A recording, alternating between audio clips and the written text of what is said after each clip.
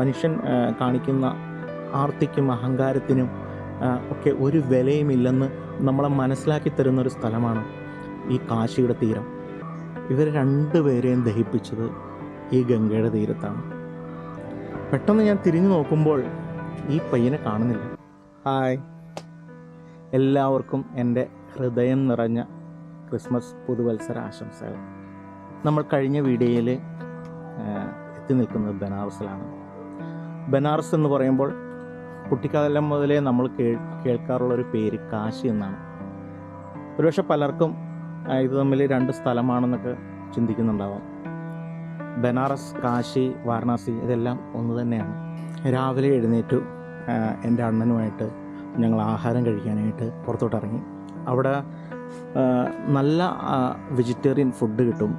അവരുടെ കറികളുടെ കൂട്ട് തന്നെ ഒരു പ്രത്യേക സ്വഭാവമാണ്, നല്ല ടേസ്റ്റിയാണ്. വഴിവക്കത്തുള്ള ഒരു കടയിൽ ഞാനും എൻ്റെ അണ്ണനും കൂടി ചെന്നു. അവിടെ അകത്തോട്ട് കയറി ആഹാരമൊക്കെ കഴിച്ചു. എൻ്റെ പ്രധാനമായിട്ടുള്ള ഒരു ആഗ്രഹം എന്ന് പറയുന്നത് എത്രയും പെട്ടെന്നൊന്ന് ഗംഗയുടെ തീരത്തോട്ട് എത്തുക എന്നുള്ളതാണ്. ഈ യാത്ര മുഴുവനും ചെയ്ത് അവിടെ എത്തി ഗംഗയുടെ തീരത്ത് എൻ്റെ ബൈക്ക് കൊണ്ട് വെച്ചിട്ട് ഒരു ഫോട്ടോ എടുക്കണം. കാരണം KL36 വൈക്കം രജിസ്ട്രേഷൻ വണ്ടി ബനാറസിൽ എത്തി എന്ന് എനിക്ക് എന്നോട് പറയുന്ന ഒരു അഭിമാന നിമിഷം. അത് ഒരു ഫോട്ടോ എടുത്ത് ജീവിതകാലം മുഴുവനും സൂക്ഷിക്കാൻ പറ്റുന്ന ഒരു ഓർമ്മയാക്കി മാറ്റണമെന്ന് ഞാൻ ഒരുപാട് ആഗ്രഹിച്ചു. അതുകൊണ്ട് തന്നെ ഞാൻ അണ്ണനുമായിട്ട് ആഹാരമൊക്കെ കഴിച്ചിട്ട് പെട്ടെന്ന് ഞാൻ അണ്ണനോട് പറഞ്ഞു ഞാൻ പോവുകയാണ് അങ്ങോട്ടെന്ന് പറഞ്ഞപ്പോൾ വഴിയൊക്കെ പറഞ്ഞു തന്നു. ഞാൻ മൊബൈലിൽ ഗൂഗിൾ മാപ്പ് ഇട്ട് നേരെ ഗംഗയുടെ തീരത്ത് ഒരു 3-4 കിലോമീറ്റർ മതിയാവും. ഗംഗയുടെ തീരത്ത് ചെന്ന് റോഡുകളിലൂടെ പോയി കഴിഞ്ഞാൽ ചിലപ്പോൾ ബൈക്ക് ഗംഗയുടെ തീരത്ത് കൊണ്ട് വയ്ക്കാൻ പറ്റില്ല. അപ്പോൾ ഞാനതൊന്ന് അന്വേഷിച്ചൊക്കെ നോക്കി. പക്ഷേ എന്തോ ഈശ്വരാധീനം കറക്റ്റായിട്ട് എൻ്റെ ആഗ്രഹം സാധിച്ചു. എനിക്ക് അങ്ങനെ ഒരു വഴി തന്നെ കിട്ടി. ഞാൻ ആ ഇടവഴികളിലൂടെ സഞ്ചരിച്ച് ഗംഗയുടെ തീരത്തോട്ട് പോകുമ്പോൾ ഒരുപാട് ആൾക്കാർ ഈ ഭിക്ഷയാചിക്കാനായിട്ട് റോഡിൻ്റെ സൈഡിൽ ഇരിപ്പുണ്ട്. ഇത് കാണുമ്പോൾ നമുക്ക് പൊതുവേ നമ്മുടെ മനസ്സിൽ ഭിക്ഷയാചിക്കുന്ന ആൾക്കാരോട് ഇത് ചിലപ്പോൾ ഇതിൻ്റെ പിന്നിൽ കുറേ ആൾക്കാർ ഇവരെ കൊണ്ട് ഇരുത്തിയേക്കുന്നതാണ് എന്ന ചിന്തയിലൊക്കെ തന്നെയാണ് നമ്മൾ മുന്നോട്ട് പോകുന്നത്. അതുകൊണ്ട് തന്നെ നമുക്ക് ഭിക്ഷ കൊടുക്കാൻ തന്നെ ഒരു മടിയാണ്. അങ്ങനെ ഗംഗയുടെ തീരത്ത് കൊണ്ട് ബൈക്ക് വെച്ചു.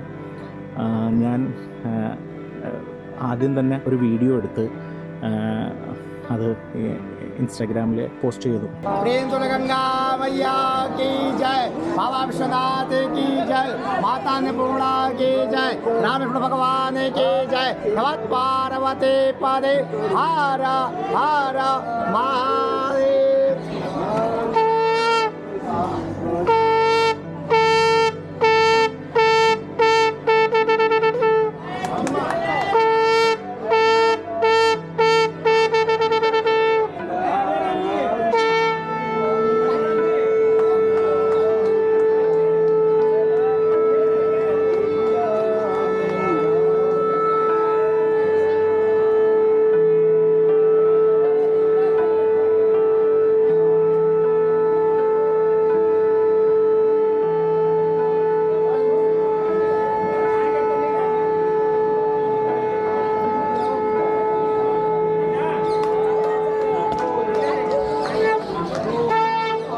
ക്യാമറയിൽ വീഡിയോ എടുക്കാൻ പോകുന്നത് കൊണ്ട് പലപ്പോഴും ഈ പല സാധനങ്ങൾ എവിടെയെങ്കിലും ഞാൻ വയ്ക്കും. പ്രത്യേകിച്ചും ബാഗ്. ചില സമയങ്ങളിൽ നമ്മളിത് മറന്നു പോകും ഈ ബാഗ് എടുക്കാനായിട്ട്. അങ്ങനെ ഒരു അവസ്ഥ എനിക്ക് വന്നു. അത് എന്നെ സംബന്ധിച്ച് ആ ഒരു നിമിഷം എന്താ പറയുക, അങ്ങനെ ഒരു ഭീകരമായ ഒരവസ്ഥ എനിക്ക് നേരിടേണ്ടി വന്നു. ഞാൻ എൻ്റെ ബാഗ് ഈ ഗംഗയുടെ തീരത്ത് ഒരു സ്റ്റെപ്പിൽ വച്ചിട്ട് ഞാൻ ഷൂട്ടൊക്കെ ചെയ്തു. കുറച്ച് അങ്ങോട്ടും ഇങ്ങോട്ടൊക്കെ നടന്നു. അതിനുശേഷം ഞാൻ നേരെ വന്ന് ഈ ക്യാമറ എടുത്ത് ഞാൻ വീണ്ടും മുകളിലേക്ക് നടന്നു. ഈ സ്റ്റെപ്പ് കയറി റോഡിലേക്ക് നടന്നു. റോഡിൽ ബൈക്ക് വെച്ചിട്ടുണ്ടായിരുന്നു. അങ്ങനെ ചെന്ന് ബൈക്കിൻ്റെ അടുത്ത് നിന്ന് കഴിഞ്ഞപ്പോഴത്തേക്ക് ഒരു പയ്യൻ അവിടെ നിൽപ്പുണ്ട്. അവന് എന്നോട് ചോദിച്ചു ഒന്ന് വീഡിയോ എടുക്കുമോ എന്ന് ചോദിച്ചു. ഞാൻ അവൻ്റെ ജസ്റ്റ് ഒരു വീഡിയോ എടുത്തു. അവൻ്റെ കയ്യിൽ ക്യാമറ കൊടുത്തിട്ട് ഞാൻ ബൈക്കിലേക്ക് കയറുന്നത് ഒന്ന് വീഡിയോ എടുക്കാനായിട്ട് അവൻ്റെ കയ്യിൽ കൊടുത്തിട്ട് ഞാൻ സാധനങ്ങളൊക്കെ ബൈക്കിൽ വെച്ചിട്ട് തിരിഞ്ഞു വന്നിട്ട് ഇവനോട് ക്യാമറ മേടിച്ചിട്ട് വീണ്ടും ബൈക്കിലേക്ക് കയറാൻ പോയപ്പോഴാണ് പെട്ടെന്നാണ് എൻ്റെ മനസ്സിലേക്ക് അയ്യോ ബാഗ്. പെട്ടെന്ന് ഞാൻ തിരിഞ്ഞു നോക്കുമ്പോൾ ഈ പയ്യനെ കാണുന്നില്ല. ഇവനെ കാണുന്നില്ല. എനിക്ക് ആകെ പരിഭ്രമമായി. മൊബൈൽ ചാർജർ, മൊബൈൽ ഹോൾഡർ, ഇങ്ങനെയുള്ള കുറച്ച് ഐറ്റംസ്, അതിൻ്റെ കേബിളുകൾ, ഇതെല്ലാം ഈ ബാഗിനകത്തുണ്ടായിരുന്നു. ഞാൻ തിരിഞ്ഞു നോക്കുമ്പോൾ ഇവനെ കാണുന്നുണ്ടെന്നപ്പോൾ എനിക്കൊരു സംശയം, ഇവനെടുത്തുകൊണ്ട് പോയതാണോ എന്ന്. ഗംഗയുടെ തീരത്തിട്ട് പോകുമ്പോൾ എല്ലാവരും എനിക്ക് പറഞ്ഞു തന്ന ഒരു ഉപദേശം എന്ന് പറയുന്നത്, എടാ നീ പോകുമ്പം സൂക്ഷിച്ച് കാര്യങ്ങൾ നോക്കണം. കാരണം നമ്മുടെ കയ്യിലിരിക്കുന്ന സാധനങ്ങൾ എപ്പോൾ വേണേലും നഷ്ടപ്പെട്ടു പോകാം. അതുകൊണ്ട് വളരെ കെയർഫുള്ളായിരിക്കണം. നമ്മുടെ സാമഗ്രികൾ വളരെ ശ്രദ്ധയോടുകൂടി കൈകാര്യം ചെയ്യണം എന്ന് പറഞ്ഞിട്ടുണ്ടായിരുന്നു. ഞാൻ ഇവനെ തപ്പി നടക്കുന്നു. പിന്നെ ഞാൻ അവിടെ നിൽക്കുന്ന ഭിക്ഷക്കാരോടും കടക്കാരോടും ഒക്കെ ചോദിക്കുകയാണ്, ഇവിടെ ആരെങ്കിലും എൻ്റെ ബാഗ് കണ്ടോ. അവസാനം ഞാൻ പെട്ടെന്നൊരു ATM കണ്ട് അതിനകത്ത് കയറി നോക്കുമ്പോൾ ഇവനവിടെ നിൽപ്പുണ്ട്. ഞാൻ ചോദിച്ചു, ബ്രോ എൻ്റെ ബാഗ് നിങ്ങൾ എടുത്തോ എന്ന് ചോദിച്ചു. അവൻ പറഞ്ഞേ ഇല്ല, ഞാൻ എടുത്തില്ല.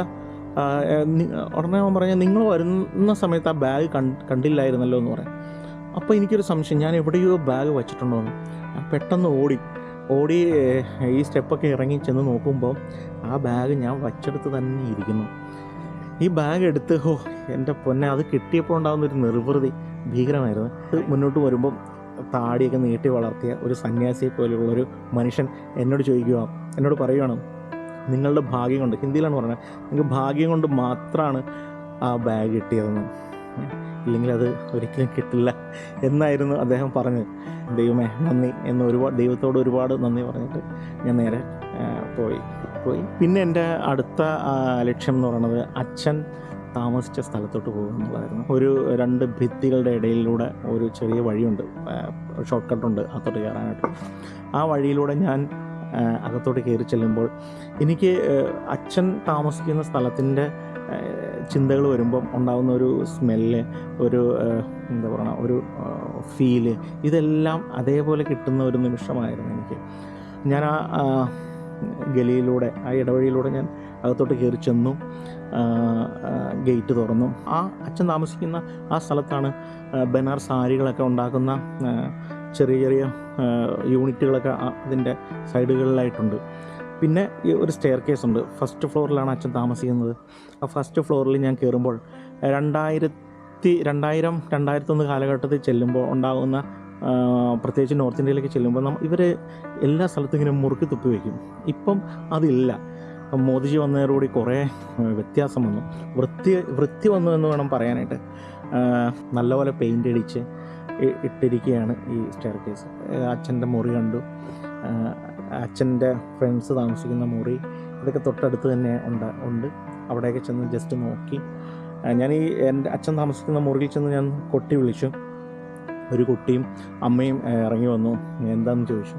നമ്മുടെ ഒന്നുമില്ല, എനിക്ക് എൻ്റെ അച്ഛൻ താമസിച്ച മുറിയാണ്, ഒന്ന് കാണാനായിട്ട് വന്നതാണ്, വേറെ ഒന്നുമില്ല, താങ്ക്സ് എന്ന് പറഞ്ഞിട്ട് ഞാൻ അവിടെ നിന്ന് പോന്നു. ഒരുപാട് നാളുകളായി ഞാൻ ആഗ്രഹിക്കുന്നൊരു കാര്യമാണ് ഈ ബനാറസിലേക്ക് വരിക എന്നത്. ഞാൻ യൂട്യൂബിൽ കയറി സെർച്ച് ചെയ്യുന്ന ഒരു കാര്യമുണ്ട്. അവിടെ മൃതദേഹങ്ങൾ ദഹിപ്പിക്കുന്ന രീതികൾ, എങ്ങനെയാണ് മൃതദേഹങ്ങൾ ദഹിപ്പിക്കുന്നതെന്ന് ഒക്കെ ഞാൻ വീഡിയോ എടുത്ത് വാച്ച് ചെയ്യാറുണ്ടായിരുന്നു യൂട്യൂബിൽ. എന്താ കാരണം എന്ന് പറഞ്ഞാൽ, എൻ്റെ ചിറ്റ, എൻ്റെ അമ്മായി, ഇവർ 2 പേരെയും ദഹിപ്പിച്ചത് ഈ ഗംഗയുടെ തീരത്താണ്. എനിക്ക് ഈ യാത്രയിൽ എൻ്റെ മറ്റാഗ്രഹങ്ങളെന്ന് പറയുന്നത് ഈ ഒരു 2 കാര്യങ്ങൾ കൂടിയുണ്ട്. ഇവരെ ദഹിപ്പിച്ച ആ ഒരു സ്ഥലത്ത് പോയി ഒരു നിമിഷം നിൽക്കുക, അവരെ ഒന്ന് സ്മരിക്കുക. അതിനായിട്ട് കൂടിയാണ് ഞാൻ ഈ യാത്ര പ്രയോജനപ്പെടുത്തിയത്.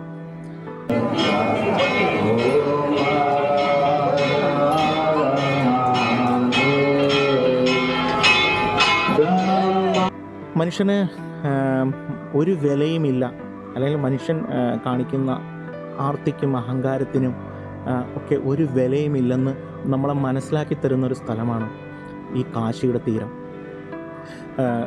ഒരു ദിവസം എത്രയോ മൃതദേഹങ്ങൾ ഇവിടെ ദഹിപ്പിക്കുന്നുണ്ടെന്നോ, നമ്മൾ ഈ ഭൂമിയിൽ ഒന്നുമല്ല എന്ന് നമുക്ക് പറഞ്ഞു തരുന്ന, കണ്ണുകൊണ്ട് കാണാൻ പറ്റുന്ന ഏറ്റവും വലിയ തെളിവാണ്. നമ്മളൊന്നുമല്ല, നമ്മൾ വെറും പൂജ്യം എന്ന് നമ്മളെ മനസ്സിലാക്കി തരുന്ന ഒരു അവസ്ഥയാണ് ഇവിടെ ഈ കാണുന്നത് മുഴുവൻ.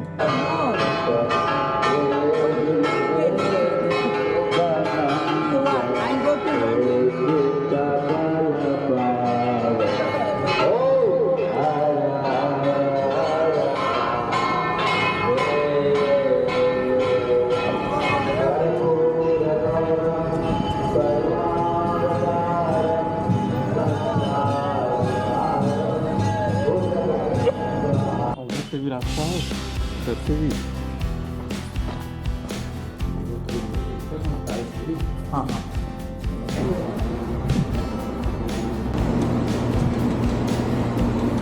अपने रास्ते बाइक से आ रहे हैं वगैरह देते हुए तुम्हारे जैसा लग रहा है। हेलो बोलिए। हेलो बेटा कैसे हो